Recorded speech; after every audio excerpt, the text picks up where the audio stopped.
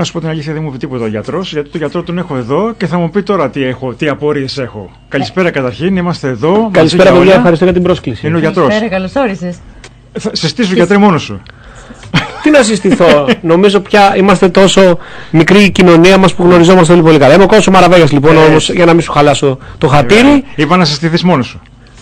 Εγώ δεν είμαι μάκης, ξέρω να πω. Έχω τον Κώστα Μαραβέγια μαζί εδώ, τον βουλευτή της Νέας Δημοκρατίας, τον πρώην βουλευτή και αυτά, τον γιατρό και έτσι. Είναι αλήθεια έχω τον γιατρό απέναντι. ότι έχω συνηθίσει να κάθομαι σε αυτή τη θέση και δίπλα να έχω τον Μάκη Θεοδόρου. Τώρα δίπλα έχει την Αλλά Ειρήνη. τώρα θα αλλάξουμε λίγο το σενάριο. Η Ειρήνη είναι. Δεν θα προσβληθεί ο Μάκης που θα πω ότι είναι ομορφότερη από το Μάκη Θεοδόρου. Και βέβαια κάθε συνέντευξη έχει τη δικιά της γοητεία, τη δικιά της ομορφιά, οπότε καλές και συνεντεύξεις με τον Μάκη. Φαντάζομαι ότι μαζί σας θα με κάνετε να νιώσω έτσι πιο χαλαρά. Είναι διαφορετική συνέντευξη σήμερα. Χαίρομαι. Λίγο να αλλάξουμε κλίμα. Αρχικά να μας πεις λίγο τις δύο ιδιότητες που έχεις. Να τις πεις εσύ, όχι εμείς. Εγώ είμαι γενικός χειρουργός τα τελευταία 25 χρόνια. Το έχουμε νιώσει πρώτο χέρι μας. Εγώ τουλάχιστον. Έχουμε γίνει Σιδερένιος. Να μην χρειαστείς τίποτα να μου. Έχω την ευθύνη από επιστημονικής και διοικητικής πλευράς ενός ομίλου υπηρεσιών υγείας και βέβαια είμαι και ένα άτομο που βρίσκομαι περίπου τα τελευταία 10 χρόνια στο μέτωπο της πολιτικής. 10 χρόνια. Υπήρξα βουλευτής της περιοχής μας από το 2019 μέχρι το 2023. Έκτοτε παρόλα αυτά παραμένω πολιτικά δραστήριος. Το τελευταίο διάστημα που φτάνουμε σε πιο ύποπτους χρόνους από πολιτικής πλευράς, πολιτικά πιο υπερδραστήριος και βλέποντας. Πόσο εύκολο είναι να συνδυάσει κανείς δύο τόσο απαιτητικούς, κατά τη γνώμη μου, ρόλους? Το δύσκολο δεν είναι να συνδυάσεις αυτούς τους ρόλους, αλλά είναι να έχεις αυτούς τους ρόλους και ταυτόχρονα να είσαι και πατέρας από 3 παιδιών. 3 κορίτσια, τα οποία βρίσκονται σε διαφορετική ηλικία το καθένα. Οι 3 κόρες μου έχουν μεταξύ τους 4 χρόνια διαφορά. Παραμένω πιστός στο σύνταγμα ακόμα και στην ηλικία των παιδιών. Λοιπόν, η μικρότερη είναι κοντεύει 9, η μεσαία 13 και η μεγάλη 17. Μπαίνουμε δηλαδή σιγά σιγά. Φέτος είναι η τελευταία χρονιά, τελειώνει τη Δευτέρα Λυκείου. Πάμε σιγά σιγά και για το μεγάλο βάσανο που έχουν οι περισσότερες ελληνικές οικογένειες, τη διαδικασία των Πανελληνίων. Δηλαδή, εσύ σηκώνεσαι το πρωί, ξέρω εγώ, 6,5 ώρα, 7, γιατί άμα έχει χειρουργείο θα σηκώνεσαι και νωρίτερα. Σηκώνομαι πάρα πολύ πρωί γιατί είναι η μόνη στιγμή της ημέρας που μπορώ να κάνω και λίγο στο διάδρομο άσκηση, γιατί όλες οι υπόλοιπες στιγμές της ημέρας είναι αρκετά φορτωμένες. Προλαβαίνεις και κάνεις και άσκηση. Πρέπει να φροντίζω λίγο, να σου πω την αλήθεια, ο διάδρομος μου άρεσε από τα φοιτητικά χρόνια, γιατί όπως σε όλα τα πράγματα ο χειρότερος ανταγωνιστής μας είναι ο κακός μας εαυτός. Άρα είναι ένα μέσο στο οποίο μπορείς να περνάς τις επιδόσεις του εαυτού σου της προηγούμενης ημέρας. Πολύ όμορφο αυτό. Είναι λοιπόν κάτι που δεν το περίμενα ποτέ, αλλά από τα φοιτητικά χρόνια μου είχε αρέσει και έκτοτε είχα πάντα ένα διάδρομο στο σπίτι που άλλοτε βέβαια μπορεί να χρησιμεύει ως κρεμάστρα και άλλοτε να έχει τον πραγματικό του ρόλο, αλλά σε κάθε περίπτωση νομίζω ότι το πιο μεγάλο διάστημα ήταν χρήσιμος.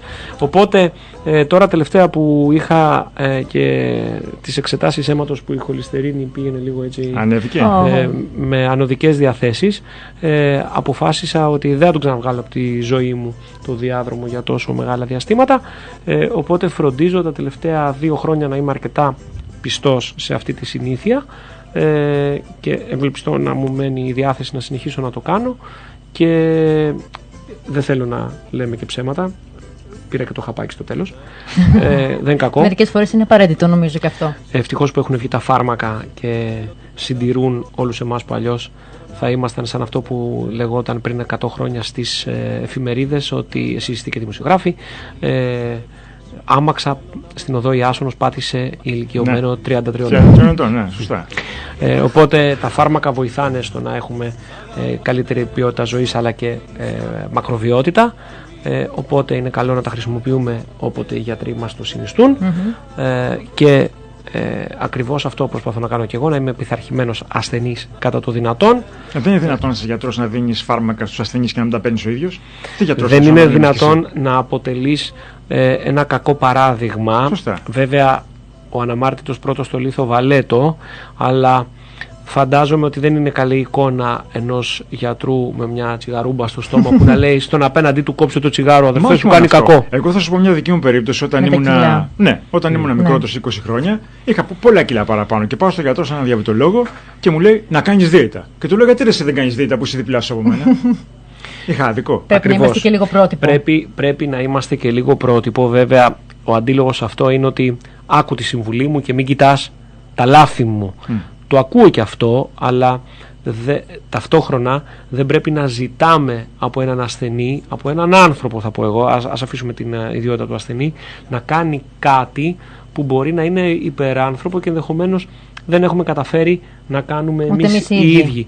Εγώ δηλαδή, επειδή έχω υπάρξει Ναπολέον πολύ περισσότερα κιλά από ότι είμαι σήμερα, μιλάω λοιπόν στους ασθενείς μου ως κάποιος εκπεποιθήσεως παχύσαρκος, που μας αρέσει η καλοπέραση, μας αρέσει το καλό φαγητό, είναι ένα καλό βραβείο της ημέρας μας και όλοι θέλουμε να το απολαμβάνουμε. Άρα αν πω σε κάποιον ασθενή μου, αδερφέ, να χάσουμε κανένα κιλό, το πρώτο που σκέφτομαι είναι ότι πρέπει να κάνει αυτός που έχω απέναντί μου κάτι που είναι αρκετά δύσκολο και το ξέρω από πρώτο χέρι και το έζησα, και γι' αυτό σπέβδω να δείξω τη φωτογραφία με καμιά 30 ίσως και περισσότερα κιλά επιπλέον που είχα πάνω μου, λέγοντας ότι αυτό που σου ζητώ τουλάχιστον και εγώ το προσπάθησα. Άλλοτε το κατάφερα καλύτερα, άλλοτε δεν μου βγήκε τόσο καλά, γιατί αρκετοί από εμάς κάνουμε και λίγο το γιογιό, πάνω κάτω. Αλλά σε κάθε περίπτωση όταν κάποιος καταλάβει ότι συμπάσχεις μαζί του και λες έλα στο φινάλε να προσπαθήσουμε παρέα, νομίζω ότι αυτή τη συμπαράσταση την εκτιμάνε οι άνθρωποι και καταλαβαίνουν ότι αν μη τι άλλο τους συμπονάς και τους ζητάς κάτι δύσκολο.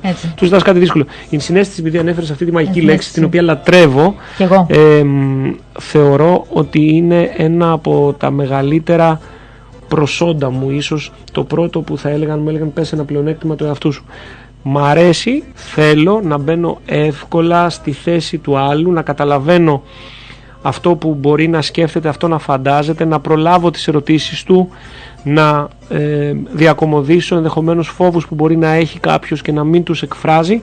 Αυτό προσπαθώ να το κάνω και στην πολιτική, προσπαθώ να το κάνω κυρίως στην ιατρική, και πιστεύω ότι όσοι είχαν την ευκαιρία να με συναναστραφούν και από κοινωνικής πλευράς αλλά και κυρίως από την ιατρική μου ιδιότητα, γνωρίζουν ότι αυτό το πράγμα προσπαθώ να το κάνω με κάθε τρόπο, με κάθε σκέψη για αυτό που έχω απέναντί μου. Εγώ το γνωρίζω. Πολύ καλά. Εντάξει, ο Ναπολέον είχε ένα σοβαρό πρόβλημα το οποίο αφήσαμε πίσω, γιατί πρωτίστως ο ίδιος με τη βοήθεια όσων είχε δίπλα του είχε την δύναμη να το ξεπεράσει. Με τη βοήθεια αυτών που έχεις δίπλα σου. Έτσι. Ναι. Ο πρώτος νικητής λοιπόν είναι ο ίδιος, γιατί το έβαλε πείσμα και τα κατάφερε εκείνος πρώτος και εμείς τον βοηθήσαμε, και σίγουρα το χειροκρότημα που έπρεπε να βάλουμε και οι τρεις που είμαστε στο δωμάτιο είναι πρώτα για εκείνον. Ναι, και βέβαια είναι και το χειροκρότημα και για σένα που έκανες όλη τη δουλειά. Αρχικά η δουλειά ξεκίνησε από σένα. Έκανες σωστή δουλειά εσύ και εμείς ακολουθήσαμε. Εντάξει, βασικά είναι ανάποδα. Το Γολγοθά τον περνάει ο ασθενής Ναπολέον. Αυτό είναι πάντα η αλήθεια. Πρέπει να έχει όμως τον κατάλληλο γιατρό δίπλα του, αλλιώς. Οι γιατροί βοηθάνε με τις επιστημονικές τους γνώσεις, με τη διάθεσή τους, με τη συμπαράσταση που θα δείξουν τον ασθενή να περάσει το δικό του Γολγοθά. Και ξέρεις, δεν έχει σημασία αν από ένα πρόβλημα υγείας κινδυνεύει η ζωή μας ή δεν κινδυνεύει. Το πρώτο λοιπόν μεγάλο πράγμα που έχει να κάνει με την ενσυναίσθηση είναι ότι όταν έχουμε ένα πρόβλημα, για μας φαίνεται βουνό. Ακόμα και αν ένας άλλος μπορεί να πει τι να μου πεις εμένα για το πρόβλημά σου, είχα περάσει χειρότερα. Δεν έχει σημασία, από το ένα αυτή μπαίνει, από το άλλο βγαίνει. Όταν έχεις ένα πρόβλημα σου φαίνεται μεγάλο και ότι πρέπει εκείνη την ώρα να αφιερώσεις όλες τις δυνάμεις σε αυτό. Οπότε στη συγκεκριμένη περίπτωση που το προβληματάκι ήταν και λίγο έτσι δύσκολο και μπάση περιπτώσει. Έπρεπε να καταβάλουμε όλοι σοβαρή προσπάθεια και να δώσουμε τον καλύτερό μας σε αυτό. Νομίζω η ομάδα δούλεψε πάρα πολύ καλά και αξίζουν συγχαρητήρια κυρίως στους πρώτους πρωταγωνιστές, σας τους δύο δηλαδή. Να ρωτήσω λίγο που έτσι έχω περιέργεια, από ποια ηλικία ξεκίνησε η ενασχόληση, όχι μάλλον το ενδιαφέρον για την ιατρική? Όταν ήμουνα μαθητής λυκείου, συνειδητοποίησα αυτό που τελικά κατόρθωσα να κάνω πράξη.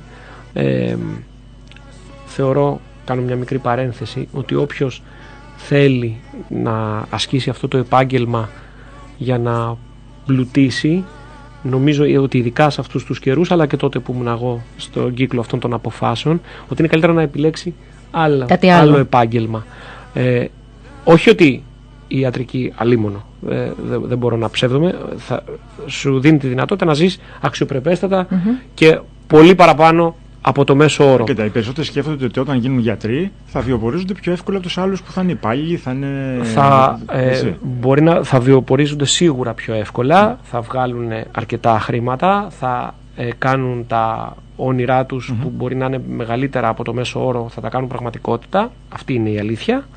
Αλλά δεν είναι το επάγγελμα από το οποίο θα γίνεις ζάμπλουτος. Γιατί, τουλάχιστον σε αυτούς τους καιρούς, από τα χρόνια της οικονομικής κρίσης και μετά. Γιατί πολύ απλά υπάρχουν καταρχήν άλλα επαγγέλματα εχμής που μπορεί να σε οδηγήσουν σε μεγαλύτερη τεχνολογία. Ναι, επαγγέλματα τεχνολογίας, η μηχανική και όχι μόνο όμως.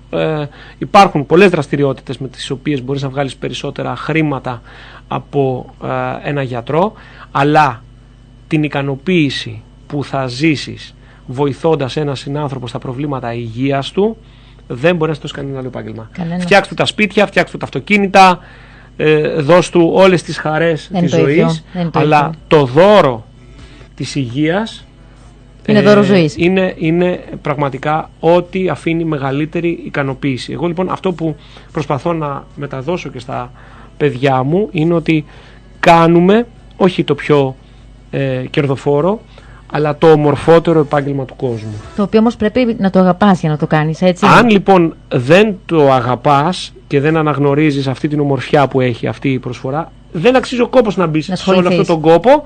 Κάνε κάτι άλλο και σίγουρα θα είσαι πάλι ίσως ευτυχής, ίσως ευτυχέστερος, αλλά αν δεν μπορείς να αντλήσεις όλη αυτή την ικανοποίηση και αυτά τα συναισθήματα, τον πλούτο συναισθημάτων που δίνει αυτή η προσφορά της υγείας, δεν αξίζει ο κόπος πραγματικά να το κάνεις. Οι υγειονομικοί έχουν αυτό το προνόμιο και οι γιατροί το συνάφι μου, αλλά και φυσικά οι μεγάλοι φίλοι μας, οι συνοδοιπόροι μας σε αυτή την περιπέτεια, οι νοσηλευτές.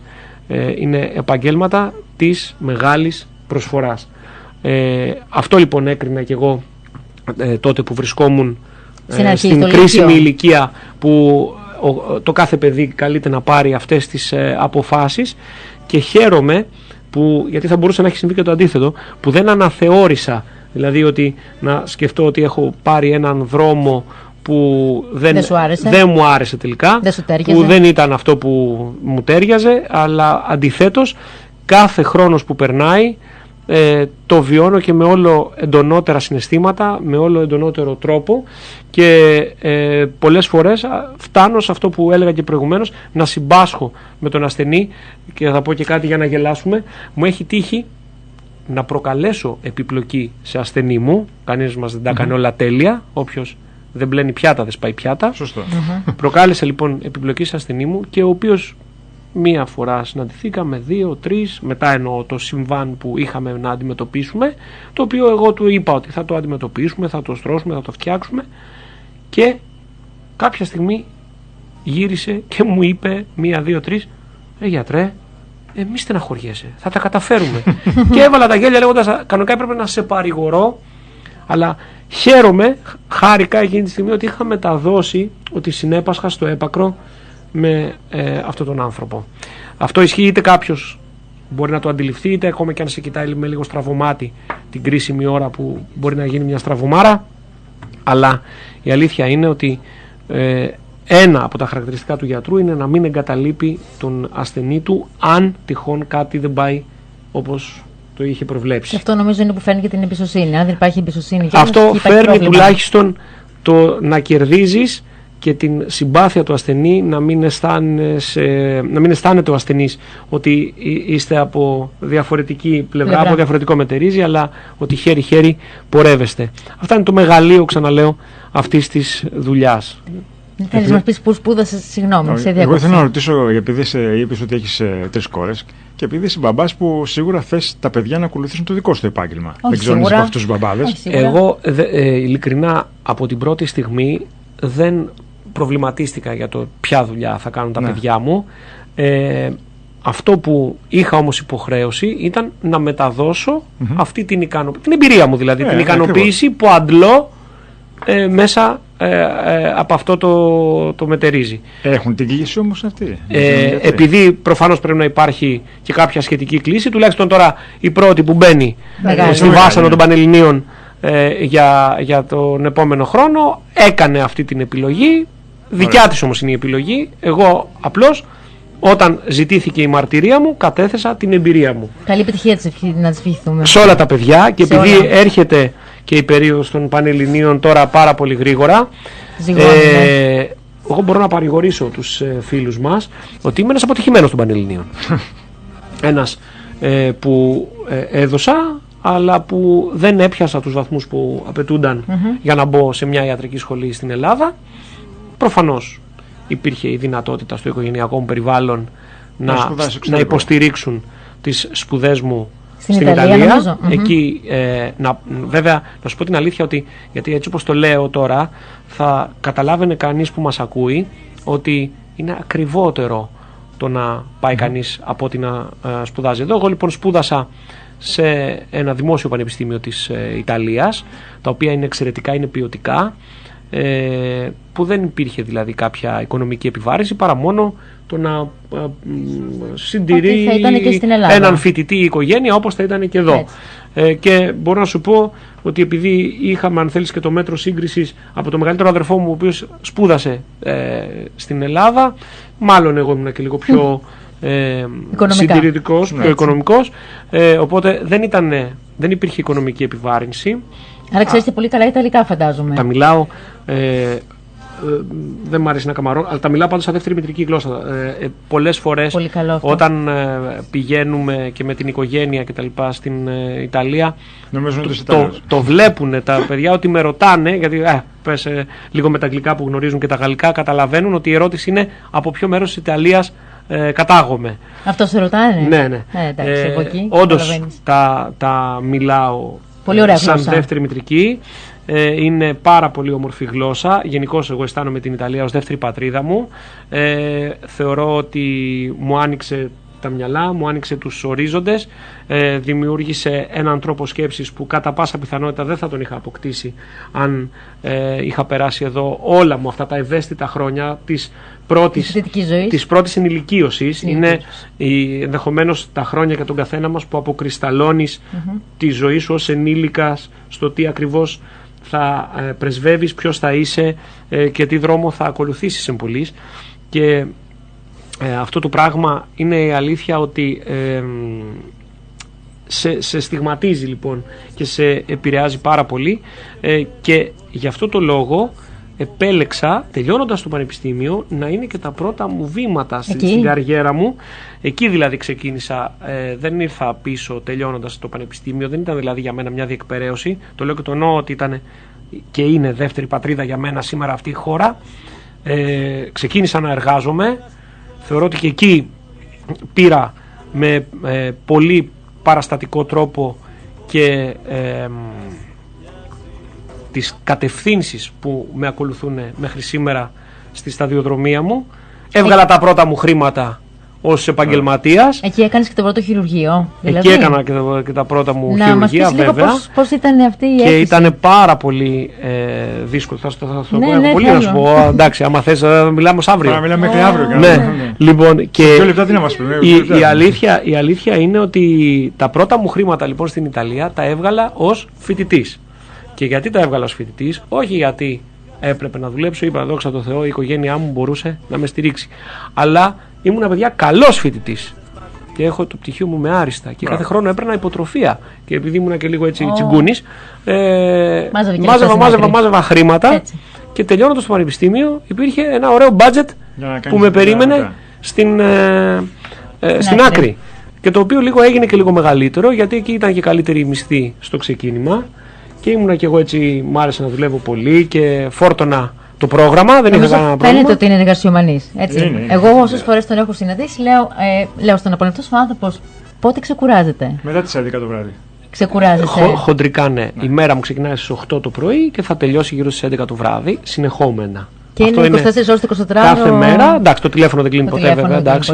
Αλλά συνήθως είναι αυτό. 8 το πρωί με 11 το βράδυ είναι η δραστηριότητά μου. Αλλά ξαναλέω ότι παίρνω τόσο ικανοποίηση από όλο αυτό το βαρύ πρόγραμμα που έχει να κάνει κυρίως ακριβώς με την υγεία και βέβαια και με τη μεγάλη αρρώστια χωρίς αντιβίωση που είναι η πολιτική. Παίρνω λοιπόν τόση ικανοποίηση που αυτό με τρέφει, με γεμίζει προφανώς. Ταυτόχρονα είμαι λίγο κακός μπαμπάς. Ένα λεπτό μέχρι να κλείσουμε. Η πολιτική συνεχίζεται, έτσι? Η πολιτική συνεχίζεται, η πολιτική δεν σταματάει. Θεωρώ ότι έχει ακόμα συγκινήσεις. Εγώ έδωσα πάρα πολλά από τον εαυτό μου στην κοινοβουλευτική μου θητεία, γιατί ταυτόχρονα δεν ήθελα να προδώσω και αυτούς που μου είχαν ζητήσει να παραμείνω και στην ιατρική μου ιδιότητα συνεπής. Πρώτο και καλύτερο το μέντορά μου, τον Λεωνίδα τον Μαυρογιάννη, ο οποίος, αν και είναι εντελώς διαφορετικών πολιτικών πεποιθήσεων, ανέχτηκε το γεγονός ότι το παραπέδι του είχε ακολουθήσει άλλον πολιτικό δρόμο και δεν με έπνιξε σε κανένα κουβά όταν ήμουν μικρός. Αλλά σε κάθε περίπτωση λοιπόν το όφιλα και σε εκείνον.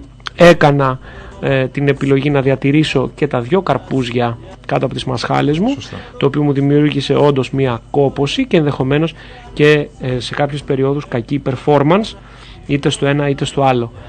Αν λοιπόν είχε χώρο μέσα στην εκπομπή σας, κάνω και αυτή την αυτοκριτική, διότι οι αλήθειες πρέπει να λέγονται και πρέπει να μας βοηθάνε να διορθωνόμαστε.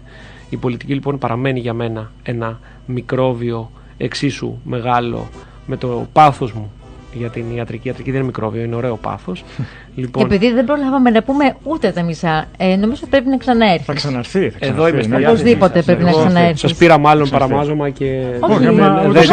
Ούτε ο λόγος ήταν δικός, δεν είναι δικός μας. Χαίρομαι που μου δώσατε αυτό το βήμα να κάνουμε έτσι χαλαρή συζήτηση, η οποία ξέφευγε λίγο έτσι από τα τυπικά μιας συνέντευξης που έχει να κάνει είτε με πολιτικά είτε με ιατρικά και κυρίως με την καθημερινότητα. Οπότε κρατάμε τις υπόλοιπες ερωτήσεις για την επόμενη φορά που θα έρθεις. Ευχαρίστως. Ευχαριστούμε πολύ που απολαμβάνω την παρέα σας. Εγώ δεν λέω καλή επιτυχία, εγώ λέω καλή συνέχεια σε αυτό που κάνεις και σε αυτό που θα κάνεις. Σε υπερευχαριστώ. Φαίνεται ότι είστε και οι 2 άνθρωποι που με ζήσατε από αρκετά κοντά. Ακριβώς. Καλό βράδυ. Καλό βράδυ.